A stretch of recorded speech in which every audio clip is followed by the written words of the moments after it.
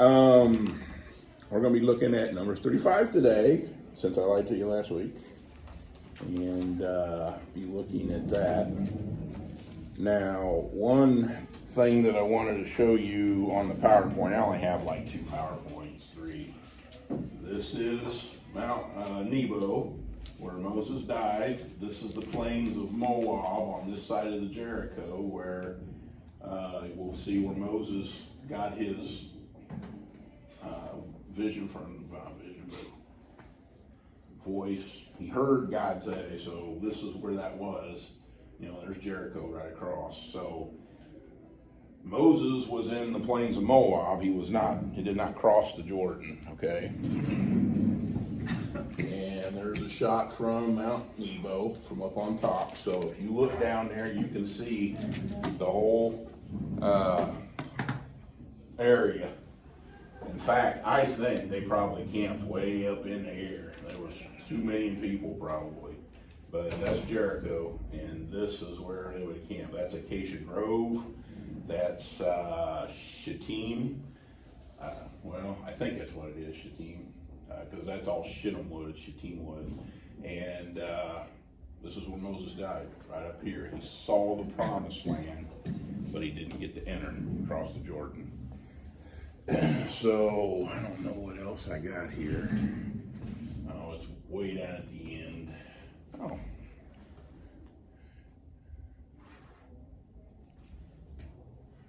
Okay. Here are maybe I just better stop there before I get ahead of myself.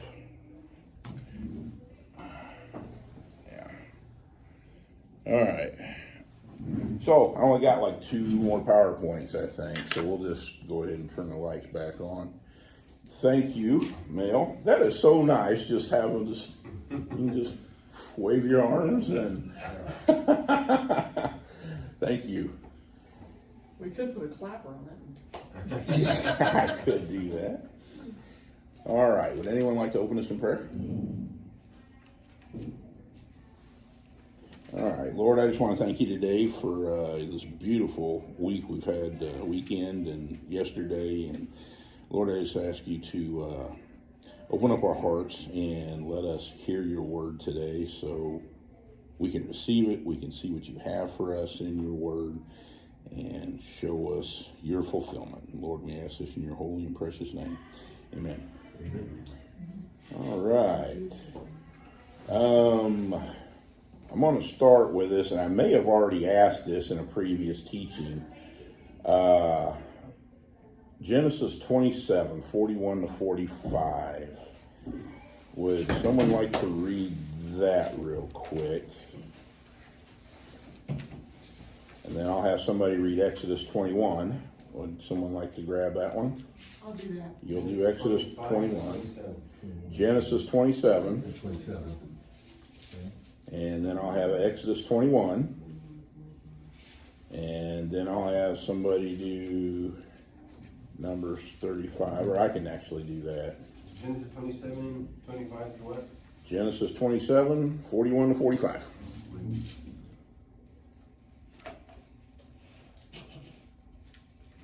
I got it. Okay.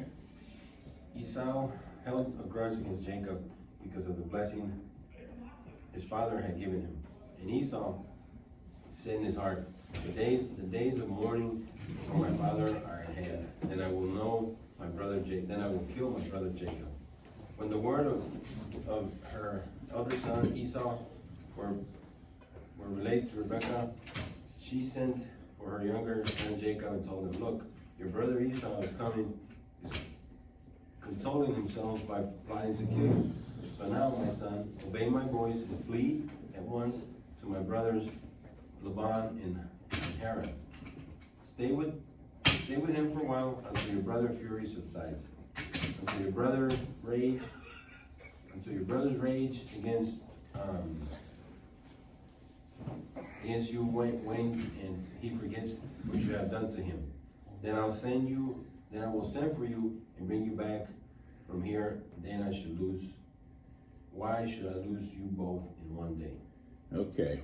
Why did she say that? If Esau kills Jacob, why would she lose both in one day?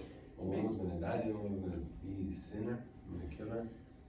Yeah, he'll be a murderer. And then what happens? He'd be put to death, wouldn't he? Yeah, by who? By the Pharisees and stuff, were they judging?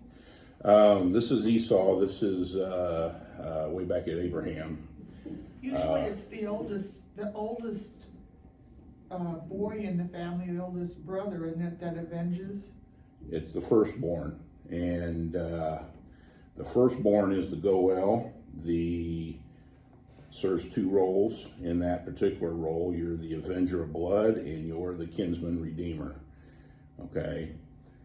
So if Esau is the one that kills Jacob, would that make Rebecca the person that has to kill? It would be the next one in line that's the firstborn, that is righteous. That's what the firstborn position is given to, the righteous person that makes the right judgments and wants to learn to do the right thing, not the wrong thing. So if there is no other brother, who would it go to? Who would say that there wouldn't be another brother, number one. Number two, we're going to see here in a little bit that it'll go to the city. It'll go to everyone in the city. And we'll see this come out later on when we get to it. But if the firstborn isn't there, someone else is going to have to step up and take that position. So this here, Esau was the one that was born first, and then Jacob. They were twins. And Jacob was the one that wanted the firstborn right. So Esau sold it for stew, just like Adam, food. And Jacob wanted the blessing that was due with that right. God told his mother that he would be the firstborn. And a lot of people think this was a deceitful act and they're deceiving and blah, blah, blah. But if you go back and read the story, God told her Jacob would be the one that would, the older would serve the younger. And she knew that she had to get this blessing because the Messiah would come through him. And here it's going to be gone in a matter of a couple hours. As soon as he comes back and they make the stew, the blessing's going to be gone. We got to do something to preserve God's will. That was what was in her mind. And that's how she did it. But Esau was the firstborn, but the firstborn right went to Jacob because he was righteous. All through the Bible, all up until Christ, the firstborn didn't get the firstborn right. It was always given to someone else. Joseph, Abel, then Seth, all the way through this. So it's a picture of Christ. Okay? Did I answer all your questions with that? Okay, I didn't mean to get off on a rabbit trail here.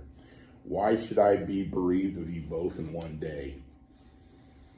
Keep that in mind. You guys got it pretty well hammered out. But she's referring to one being physically dead and the other being spiritually dead. That she loses them both because one is physically dead and the other is going to be, because of the act of murder, is going to be correct. I like the way you're thinking because that's the spiritual point of it. There's the physical and the spiritual. Esau's already spiritually dead, if you will, because he is not doing what's righteous. Right, but in Rebecca's eyes, though, I mean, it's that murdering your brother is no, yes, no. Yes, it would be murdering your brother, and the reason she's saying this is gonna be explained in the middle of the sanctuary city that we're talking about. Okay, so I'm jumping ahead of the movie, and I should just keep watching. I did this so we can think this out. I wanted this little thing to come out because we sit here and look at it. Why should I be bereaved of both in one day if one is only murdered? And we're going to see how this plays out here in a little bit. Okay. So I just want our minds thinking in that way, and you guys are all coming up with good explanations as to why this is in here. Okay, I didn't know if I should just No, keep it to myself and we'll move on and I'll learn later or not. So I wasn't trying to jump ahead in the movie, I'm not trying to do that, because I hate it when people do that. well, I like us to think things through, because it helps us process before we get to it and see what's going on here. So I like Okay, the discussions, I'm glad you did, okay, so, I just wondered, that's, okay. okay. Are you leaving early today to No. go do the front doors or anything? No, Okay, all right. no, So I'm no, getting with we're you. good, yeah. Okay. Yep. Did you have something, Bob? No, You're leaving early, you're going to do the front doors. Okay. All right. Who's got Exodus 21, 12 to 14? I can do that. Okay. He that smiteth a man so that he die shall be surely put to death. And if a man lie not in wait, but God deliver him into his hand, then I will appoint thee a place whither he shall flee. But if a man come presumptuously upon his neighbor to slay him with guile, thou shalt take him from mine altar, that he may die. Okay. Verse 13, I want to point out, this is God saying, I will appoint a place. This is in Exodus, and here we are in Numbers, getting ready to go into the promised land, and here is where he's given us this explanation. So now let's go to Numbers 35 and see that God's actually going to do this now. He's going to fulfill what he said he would do. And I'm going to read 1 through 8. The Lord spoke to Moses in the plains of Moab by the Jordan at Jericho, saying, command the people of Israel to give the Israelites some of the inheritance of their possession as cities for them to dwell in. And you shall give to the Levites pasture lands around the cities. The cities shall be theirs to dwell in, and their pasture lands shall be for their cattle, for their livestock, and for all their beasts. The pasture lands of the city which you shall give to the Levites shall reach from the wall of the city outward 1,000 cubits all around. And you shall measure outside the city on the east 2,000 cubits, and the south side 2,000 cubits, and the west side 2,000 cubits, and the north side 2,000 cubits, the city being in the middle. This shall belong to them as pasture lands for their cities. The cities that you give to the Levites shall be the 6 cities of refuge, where you shall permit the manslayer to flee. And in addition to them, you shall give 42 cities. All the cities that you give the Levites shall be 48, with their pasture lands. And as for the cities that you shall give the possession of the people of Israel, from the larger tribes you shall take many, and from the smaller tribes you shall take few, each in proportion to the inheritance that it inherits, shall give of it cities to the Levites. So, what do you guys pull out of there? The sanctuary cities are actually inhabited by the priests. Yep. And these are places for them to dwell. But it was also the priests that they brought those people in front of that were guilty. Weren't they the ones that were judging? Yep. Yep. Okay. Anything else? How much is a cubit? Has anybody been able to, That's a cubit. okay, And it ranges anywhere from 18 to 21 inches. There's 4 cubits used in the Bible. okay, A common cubit, an Egyptian cubit, I think is roughly 21 inches. okay, That's what I think the ark would have been, which is actually bigger than the 18-inch cubit that is used. There's 4 cubits. There's Egyptian, I think the common, I think the temple cubit, and there's one other cubit, but they range from like 18 inches to 21.3 or 4 or something like Okay. that. okay. So, okay. So they've got like a circle around the city, and then it starts the pasture land. Am I reading that Uh-huh. right? Yeah, a city, what's the difference between a city and a village? The amount of people. Yeah, yep, that's one of them, amount of people. I would say a city would be permanent with walls and. Yes. And the village would probably be mobile. Yep, That's right. The city would be walled. So wherever the walls land, and you gotta remember too, that look at Jerusalem. It's on a hill. You have hills around hills. How do you make a perfect circle out of that? You can't.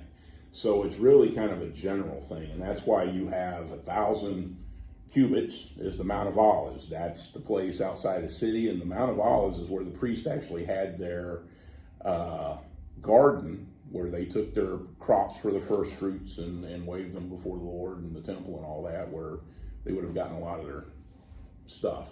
So you go from the outside the wall of the city and you go 1,000 cubits. Okay, and then there's going to be some other ones. There is some contention. There's not a big agreement on exactly how this is supposed to be done. 1,000 and 2,000. We'll see this here in a minute, and I'm not real sure myself. Was that supposed to So- be space for the city to grow? They go out 1,000, and then from the 1,000 point, they go 2,000 more, is the way I'm reading it. Well, if your city grew, yeah, then Yeah. you would then They left expand the that wall. blank land for the city to grow more. Yep, that's actually what would happen. And as the city grew, then so would the Levites. Yeah, because the Land. diameter would get bigger, Yeah. or circumference, I should say. And we can see this if we go back to the city of David when he had it before the temple was even built. It was a very small city. I mean, it was, I can show you pictures up here. I don't want to dig them out. It was very small. It was probably, I don't know, maybe 2 city blocks, if that. Maybe smaller, maybe 1 city block. And as it expanded to what it is now, Jerusalem, you now have the walls with the temple and all that kind of stuff. So the Israelites would have had their space around the city where they were allowed to grow crops and their lambs and sheep, because they had to make sacrifices for their own sin. And they had to pay for that personally, for their sins. So they had to have some way of providing for themselves, because they were the ones that provided atonement for you. And they had to be atoned themselves before that. So that's why that is there, is so they can easily access their stuff to serve you. Does that make sense? Okay. All right. So we're going to give the Levites cities and pasture lands. Now, in Deuteronomy 10, 7-9, it says, "At that time the Lord set apart the tribe of Levi to carry the ark of the covenant of the Lord and stand before the Lord and minister to him and bless in his name to this day. Therefore the Levi has no portion or inheritance with his brothers. The Lord is his inheritance, as the Lord your God said to him." So here they're allowed to use these cities out of their inheritance. You take part of your inheritance and you allow the Levites to use it because they're not going to inherit it. The Lord is their inheritance, okay?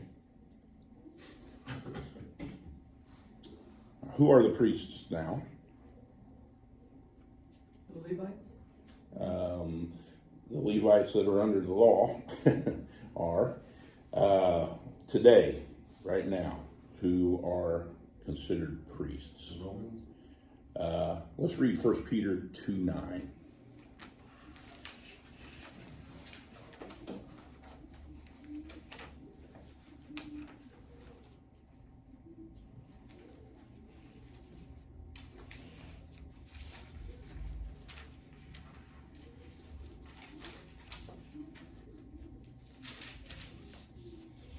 You can read it. Okay, But if you show partiality, 1 Peter 2:9. oh, no, I got the wrong one. Okay, 1 Peter 2:9. But you are a chosen race, a royal priesthood, a holy nation, a people for God's own possession, that you may proclaim the excellencies of him who has called you out of the darkness into his marvelous light. All right, so this is in the New Testament. Who's he speaking to here? The church. I would say his chosen people who are his saved Yes. So, who is that today? Christians. That's us today, isn't it? We are now the priests that are fulfilling this. We are a holy nation. And so, if the priests had the Lord as their inheritance, and the Levitical priesthood has been set aside, done away with, whatever you want to use the word for, and you are under a new covenant, under a royal priesthood. Remember where this royal priesthood points to? Points to Jesus. He is our great high royal priest, isn't it? And under this priesthood, he's the great high priest, but we have other priests, which are us now. We are in the Melchizedek order of priesthood, not the Aaronic order of priesthood. So guess who our possession is? The Lord. Yeah, Jesus, the Lord. So, are you seeing where this is kind of pointing to? How this is the physical understanding, and now we have the spiritual understanding of the priesthood and all this. All right, verse 3 through 7.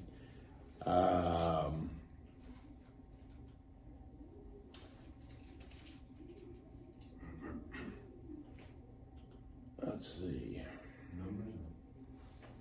Yep, Numbers 35, and I'm going to look at, what do you guys pull out of 3 through 7, especially in verse 6?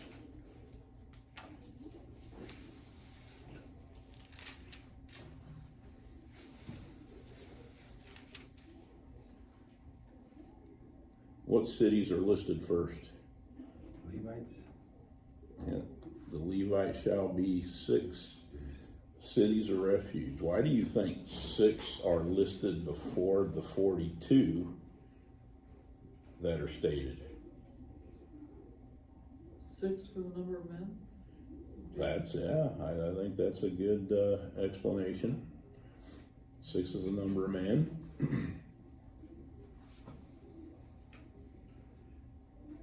Well, they're taking precedence over the other 42. They're listed first, and theoretically they're firstborn. Okay, that's why these are important. These cities are going to act as firstborn for you. Okay. Remember when God was at Mount Sinai, he was going to make a nation of priests out of the 70 elders. These 70 elders were, the firstborn. They were the ones who were the ones making the decisions in the communities until they sinned with the golden calf. Then God got mad and that covenant was broken, and the Levites came to Moses, and these were the firstborns. They were the ones that decided to go with Moses, and because they did what was righteous when everyone else didn't, God said, okay, I'm going to make you guys the firstborn, the Levites. You're going to be the firstborn now. And they said, okay, for all these, you count, and then they had some left over. And what did he do? He redeemed them with animals. So all your Levites are firstborns for you. They will make your judgments. They will be your redeemer. They will be your goel, your avenger of blood, and all of that. Okay? All right. So are you saying that they would be the ones that would have stepped in and took care of Esau? Well, the priesthood wasn't established back then, but theoretically, yeah, if they were, they would have. But back then, you just had your firstborn, and if Jacob was theoretically going to be the firstborn and Esau killed him, the city would probably have to step up and take care of that, since he killed the firstborn. Okay. Now,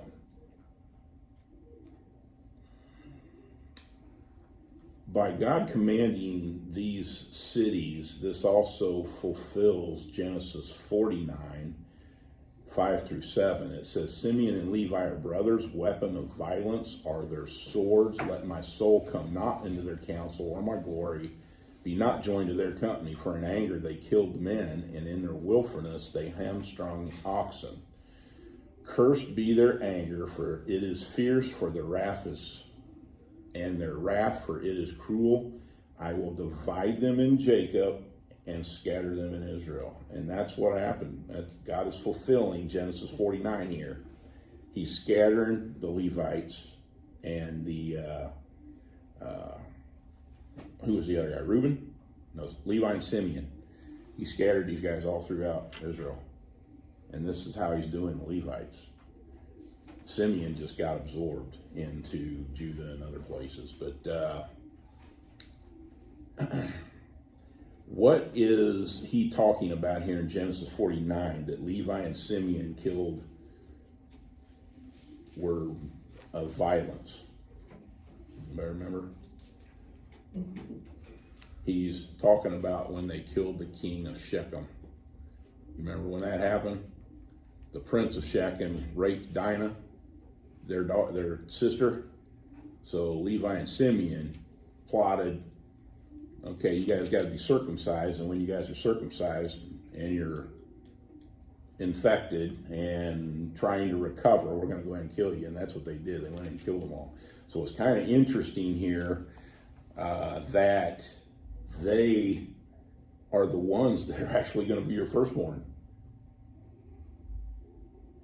There's a significance here. All right.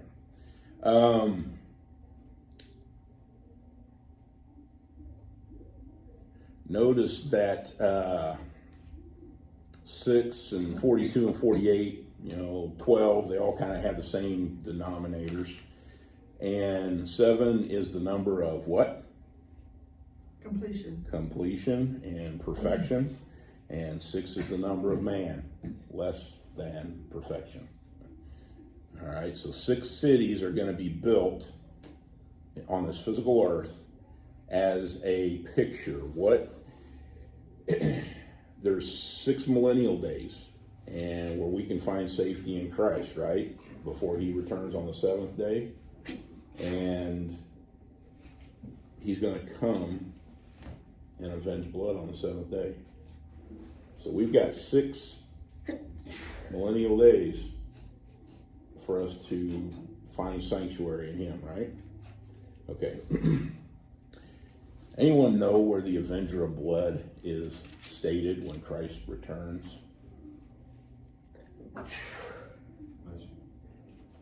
It's in Revelation 6, 9-11. Would anyone like to grab that?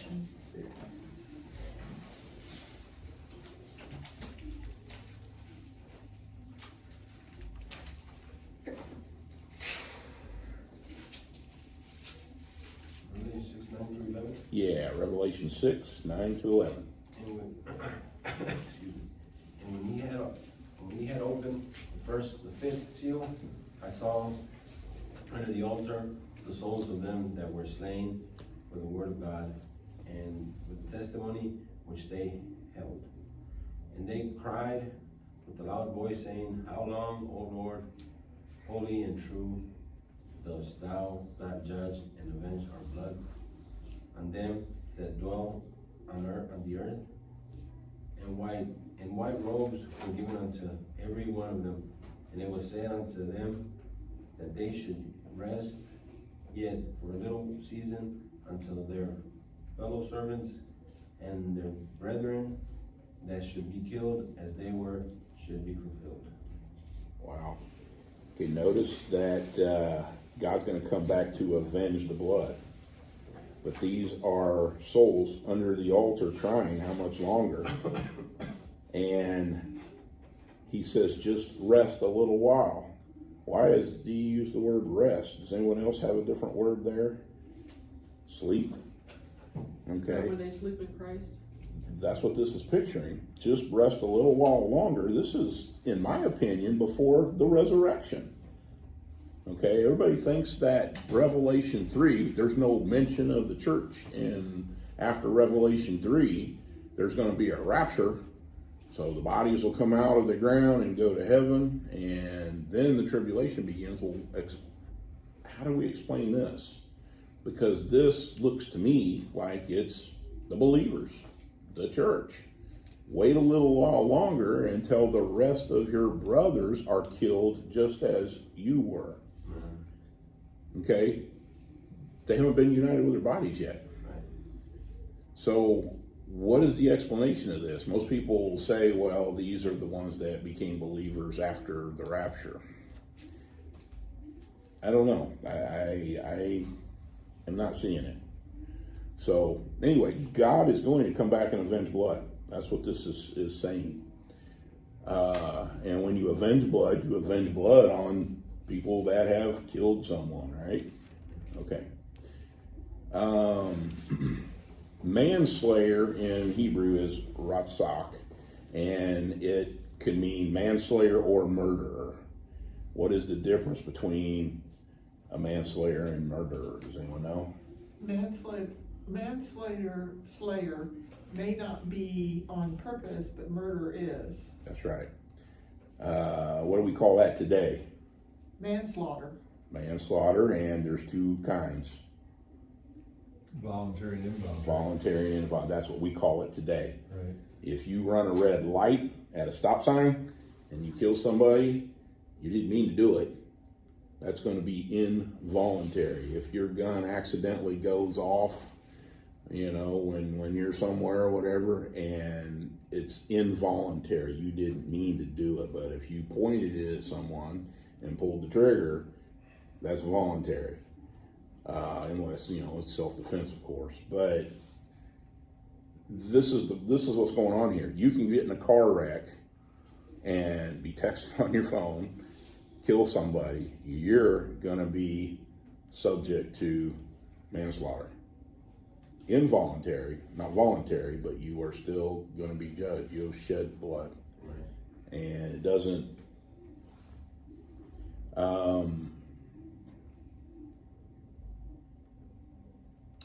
okay. So the voluntary manslaughter is something that's done out of anger, but not necessarily to kill, just to hurt. And it ends up in murder. Voluntary? Yeah, No, voluntary voluntary. manslaughter. It's a conscious choice. Yeah, voluntary is a conscious choice. That's a good But you term. didn't intend for murder, you just intended to hurt, That's involuntary. That's involuntary. That's involuntary. is it? What's the difference?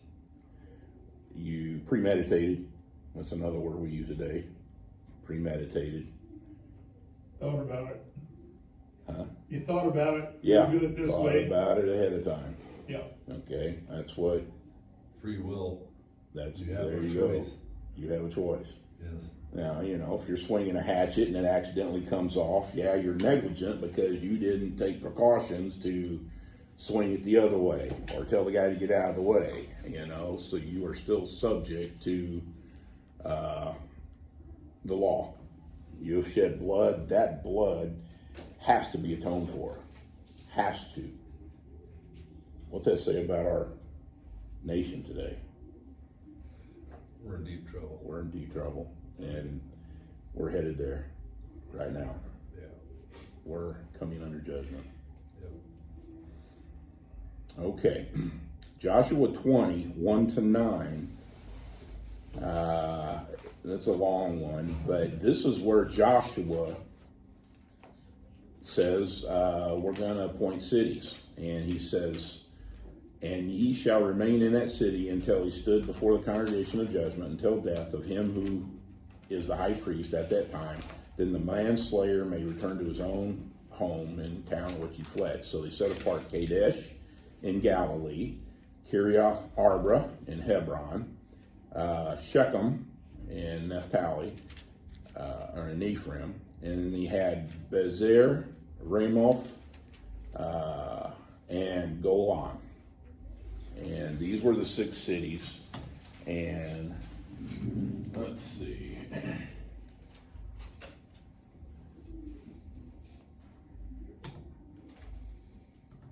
here's your 6 cities right here. Kadesh, Shechem, Hebron, Bezer, Ramoth, Gilead, and Golan. And guess what these mean?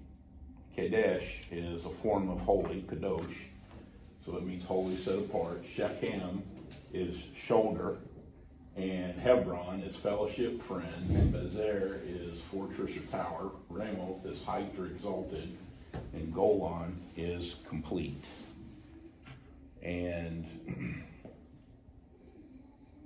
it's kind of interesting that these are the words God chose for the 6 sanctuary cities. This is a picture of Shechem. Right here is the city of Shechem. Notice this looks like shoulders, which is what Shechem means. This is Joshua's altar that just got destroyed 2 years ago, I think. They ground the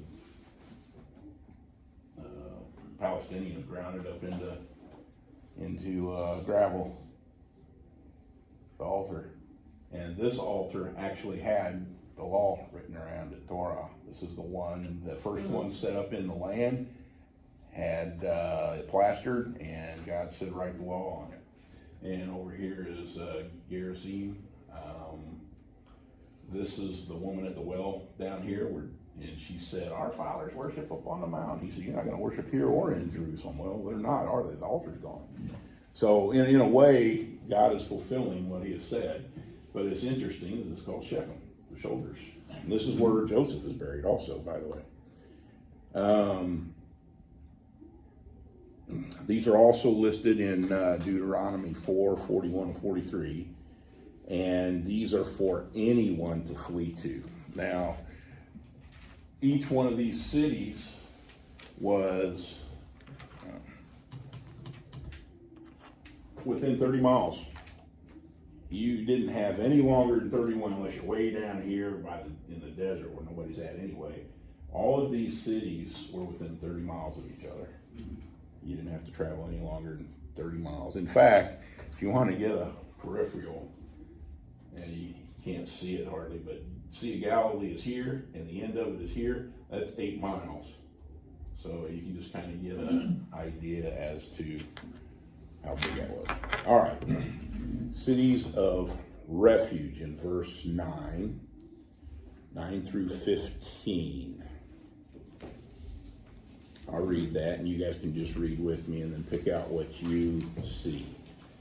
And the Lord spoke to Moses, saying, speak to the people of Israel and say to them, when you cross the Jordan into the land of Canaan, then you shall select cities to be cities of refuge for you, that the manslayer who kills any person without intent may flee there.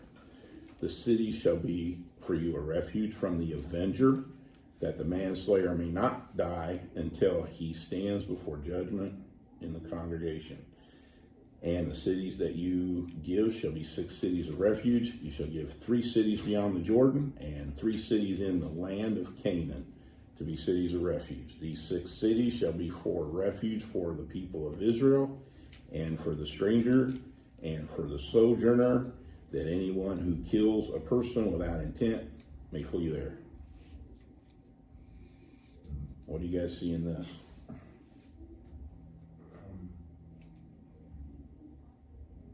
It's like they give them an escape route, to refuge, basically what it says, the refuge. Yep. To the killers, so you can go and stay and wait for trial. Yep. That's right. You were given a way to be in safety. Right. And these ways had to be cleared of obstacles. They had to have easy access to these cities.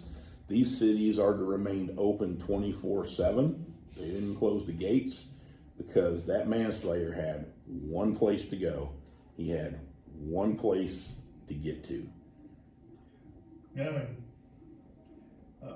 might be going farther down the strip, but a man has fled to these cities, Mm-hmm. and he's got refuge. Mm-hmm. But later on down through there, it says, if he leaves this city, the avenger can kill him. Now, my question is that avenger, is that the party, the family of the party, or whatever? Yep. they're the only ones that can do this, or is it anybody that the Avengers appoint to go kill this man if he flees the city? Well, I'm not real sure, because there is a scripture that we're dealing with that we'll be dealing with in a little bit, where there was a lot of people trying to avenge the blood of Absalom. Is what we'll be talking about here in a little bit. So I'm not real sure if the firstborn is not able to avenge the blood, the one who's given that firstborn right, then someone else has to step up in the family and Right. avenge the blood. Is everyone allowed to do it, or just one person, the avenger of blood? Like vigilante group, after he gets outside the city, anybody can kill him. Yeah, that's kind of the way it would be. I don't know.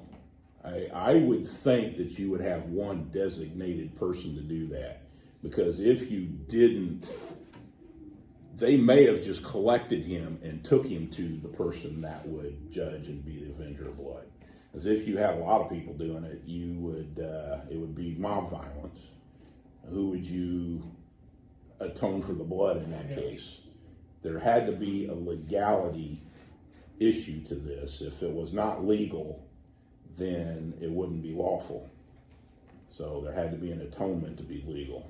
So I would guess that these people would probably collect him and then take him to the Avenger of Blood and have the judgment. Once he leaves the city. Once he leaves the city, yeah.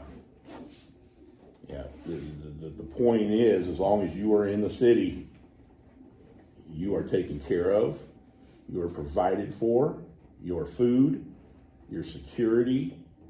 The priests would die in these cities, would die protecting the manslayer.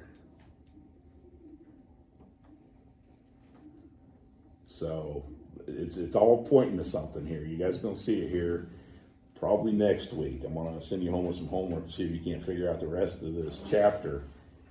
It's pointing to something very, very significant. Okay.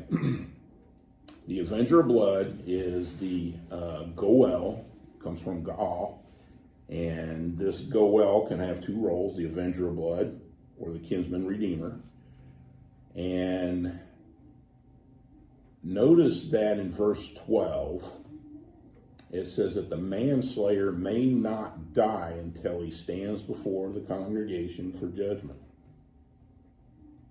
Okay, he runs to this city, he's secure, and what these priests do is they will take you back to the city of where you're at, and they will have a trial and find out whether you're guilty of manslayer or murder.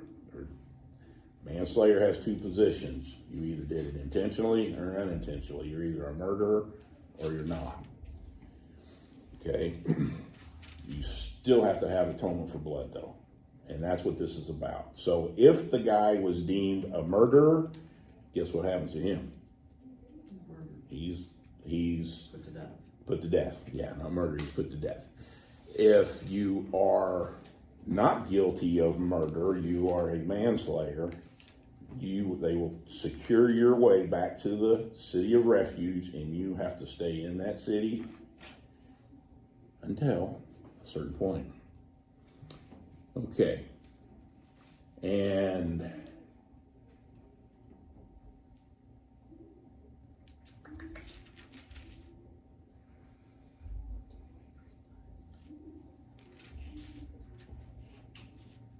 okay, why is blood important and to be kept holy?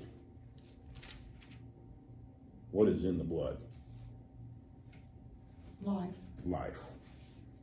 Life is in the blood, and that's why this is important. Okay, notice that we have 3 cities inside Canaan and 3 cities outside Canaan. 3 on one side of the Jordan, 3 on the other side of the Jordan. What do you think that's pointing to?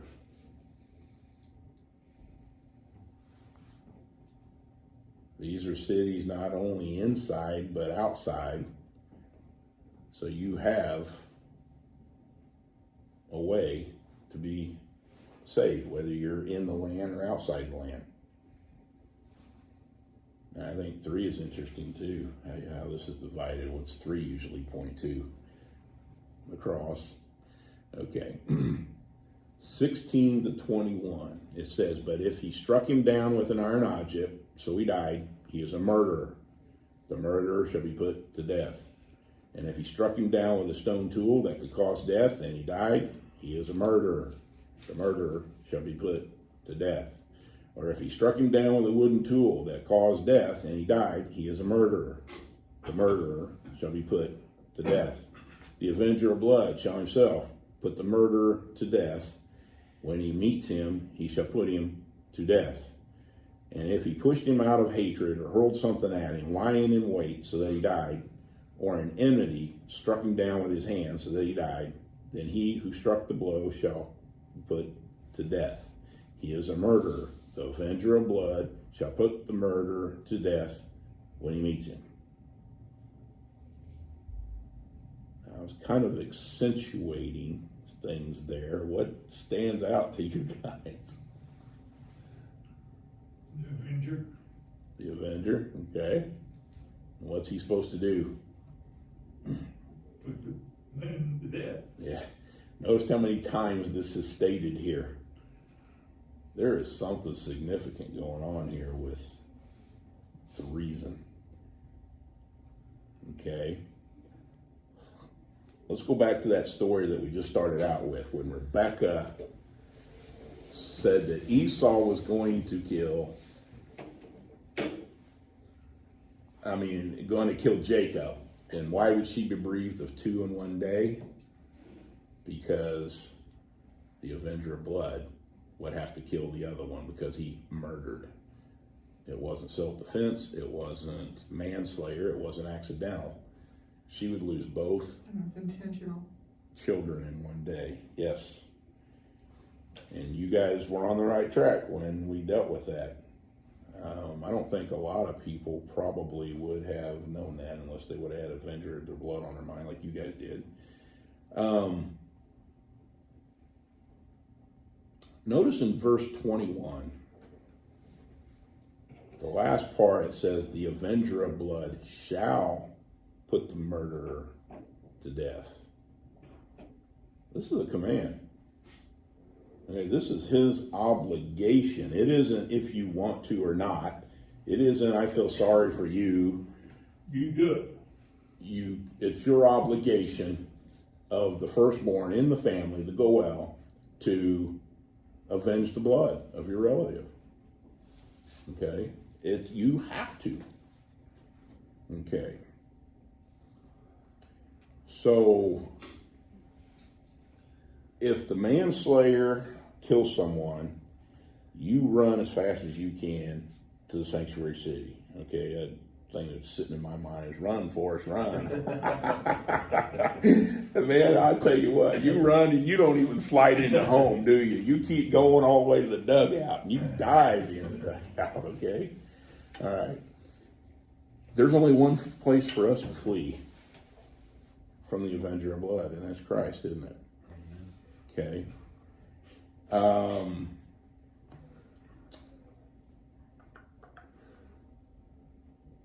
Okay. I'm going to read you 2 Samuel 14, 4-7. It's about when Amnon slept with Tamar, and then Absalom kills Amnon, and then here's the deal. She goes and pleads for his blood before the king. And it says, when the woman of Tekoa came to the king, she fell on her face on the ground and paid homage and said, save me, O king. And the king said to her, what is your trouble? She answered, alas, I am a widow. My husband is dead, and your servant had 2 sons, and they quarreled with one another in the field. There was no one to separate them, and one struck the other and killed him. And now the whole clan has risen against your servant. This is what I was talking about. And they say, give up the man who struck his brother, that we may put him to death for the life of his brother who he killed. And so they would destroy the heir, and so they would destroy the heir also. thus they would quench my coal that is left and leave me, my husband, neither name nor remnant on the face of the earth. So here she's saying, same thing Rebecca was saying earlier, that, you know, my son killed this son and now they're going to avenge his blood. And she's asking him to step in because I don't have an heir left. Okay, it ends here. My husband is gone. I can't produce another one. This one killed this one, and now this one's going to be killed because of the Goel. Huh? The Avenger. Yes. So that's where I was headed with that part. They are saying we want him, you know, give him to us so we can kill him. It says that in there. I haven't looked up the words we and found out how that's going in Hebrew and what that's really being translated as, but theoretically, can they all kill him? I don't know. I think they would have to take him to the Goel and let him do it. That's my thought. Well, interestingly, this version here, it says, in regards to that, it says the revenger of blood is a legal role that fell to a near relative whose duty it was to execute the killer. Yep. So, yeah. And that's what I'm saying. When it says we, Right, it could be, it could be we take him Yes. to the Goel. And I don't Yeah. know how that, I didn't look up the Hebrew to find out if that's what's Right. going on there. Does anyone else have another translation in that? That would be verse, oh, you guys didn't even go there. I didn't even take you there. Never mind.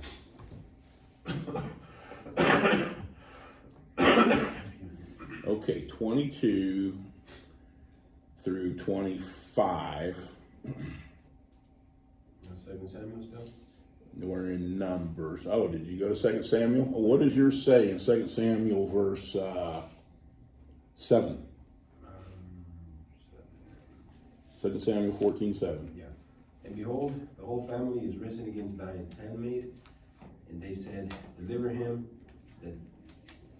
that smote his brother, that we may kill him for the life of his brother whom he slew, and we will destroy the hair also, and they shall quench my coal with this which is left, and shall not leave our husband neither name nor remainder upon her. Okay, so they're saying that we can kill him, and I want to look up that, find out if it can be the Avenger of Blood who they're talking about. Okay. All right, 22 to 25. I know Bob's got to leave here.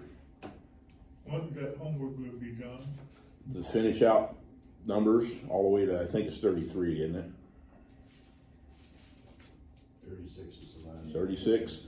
And ask yourself what this is really pointing to, because this keys as to what this is pointing to is coming up next week in these last verses. And ask yourself how this works.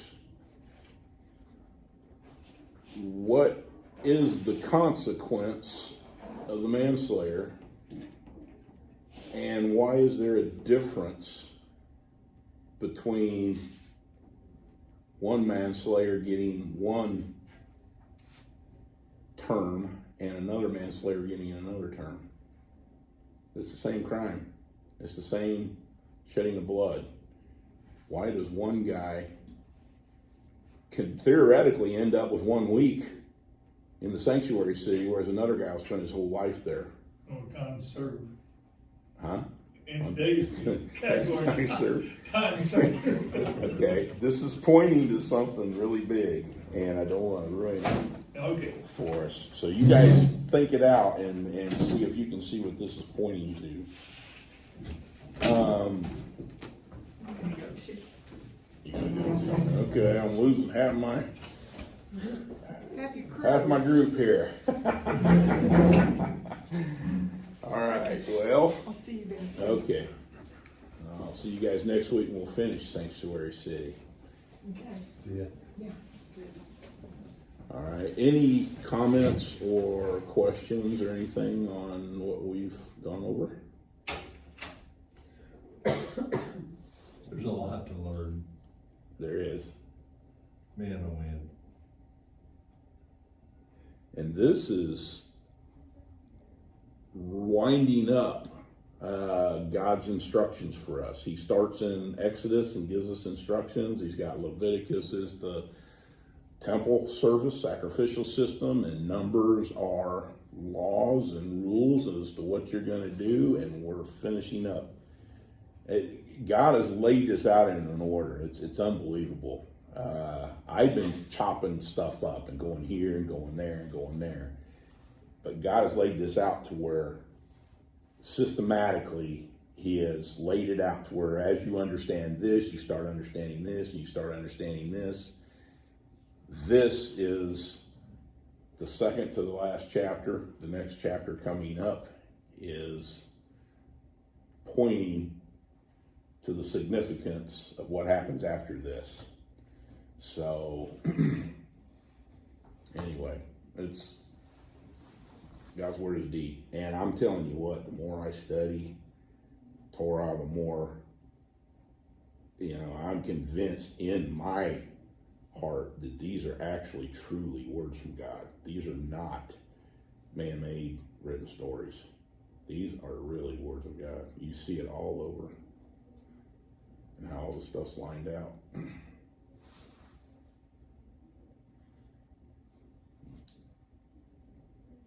Anything else? Any other comments on this? Cool stuff, I think. All right. Fascinating. Well, we're getting to the fireworks here. We're halfway.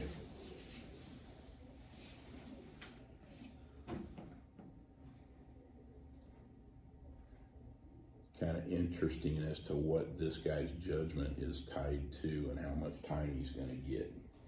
So,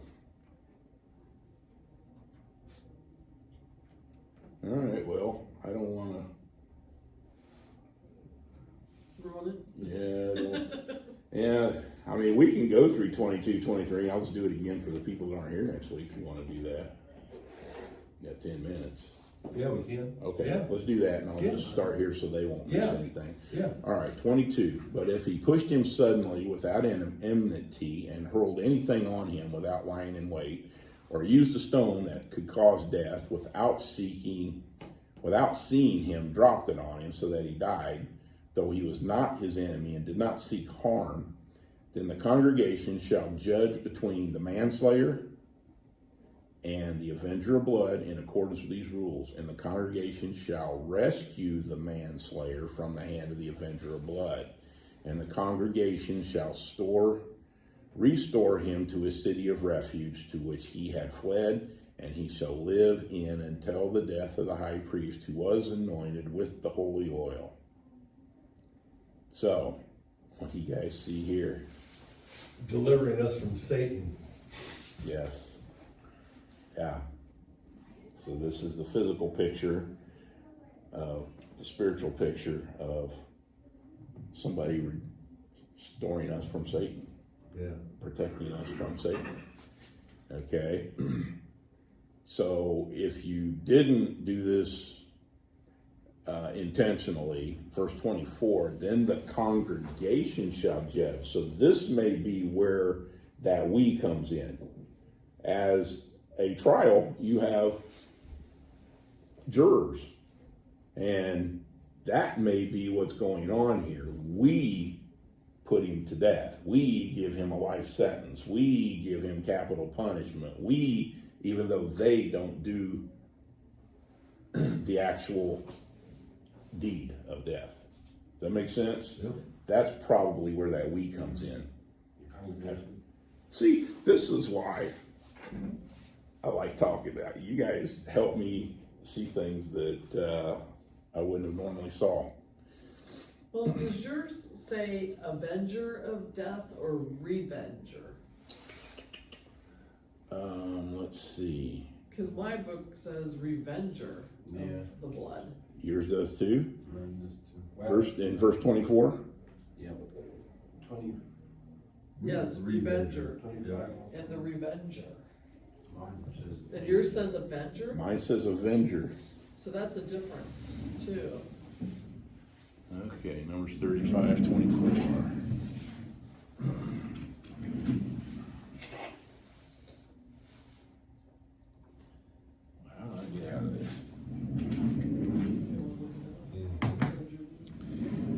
you looking it up? Well, I'm just gonna do a little, In the I'm in the Bible Hub thing. Okay. In the New King James, it says Avenger. But in the Old King James, it's Revenger. Old King James is Revenger. Okay, you're in Bible Hub? Yeah. Scroll all the way down to the bottom and see what that word is listed as.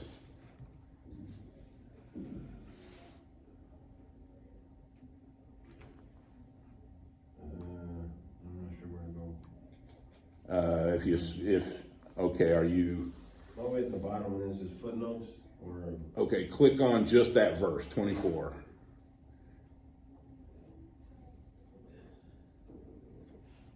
And if you get it to where it's just that verse, then you can scroll all the way down to the bottom and see what all those words are in that verse.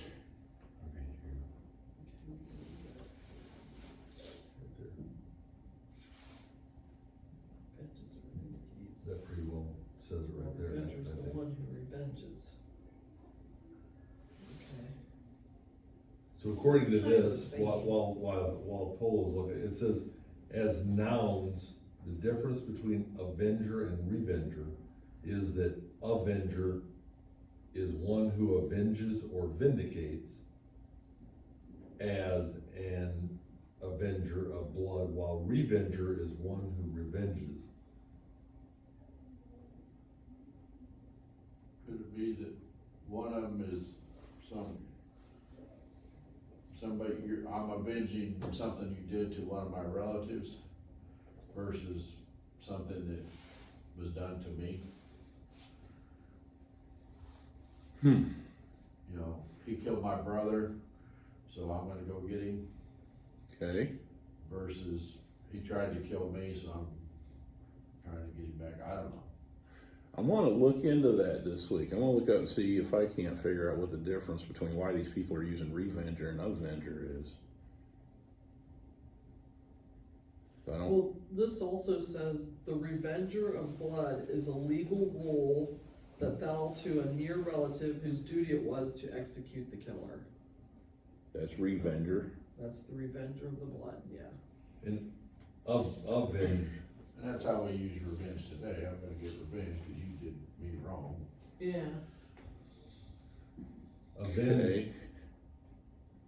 Go ahead. it says, to avenge is to punish a wrongdoing with the intent of seeing justice done. Revenge can be used as a noun or a verb. It is more personal, less concerned with justice and more about retaliation, which Okay. would make sense. It would, because that's going to come out next week. That That would make That's sense. what I think is going on, because you're going to see that this guy has to run to the city. If he makes it to the city, he's safe until he gets his trial. right, If he doesn't make it to the city, the revenger can kill him, and he is not considered a murderer. But if after he gets his trial and he murders him anyway, he goes into the city and murders him, then he is guilty of murder himself. So that might be where that difference is. Yeah. makes sense. Both of them can be used until the guy gets to the city. Once he's at the city, it would only go the other way. So I'm gonna revenge and get the blood because you shed blood, and kill him before he gets to the city, and he's still legal. Okay, I'll bet you that's where it's at. Interesting. To avenge a murder by bringing the criminal to trial versus revenge implies inflicting pain or harm to retaliate for real or fancied things wrongs. So, Okay, so in theory, you're a revenger Yes, until he makes it to the sanctuary city. After the sanctuary city, you become the avenger based on the trial. Right. Okay, and it also, as far as looking words up in here, avenger, to avenge is, referred to the Lord a lot. The Lord avenges us, the Lord avenges our enemies, the Lord, so that might have a key too. It's Yes. more, maybe it's more spiritual, okay, avenging, yeah, and revenge is the act, maybe? okay. Well, I'm gonna work on that this week. We'll find out what happens next week, right? I love it. I never would have thought about that. I never would have picked up on that. Revenger, avenger. Yeah, well, I thought you were saying revenger, and then I'm like, no, he's saying avenger, and then I Mhm. thought, well, there's a difference, and, There is. I So- wonder if those words are Gaal or Goel. I wonder if they're the same word. So, okay. I'll look those up. All right, well, would anyone like to talk about anything else or close us in prayer? I'm okay with all the above. Okay. Makes no difference to me. I'm Okay. good. All right. I'll close this in prayer. Okay.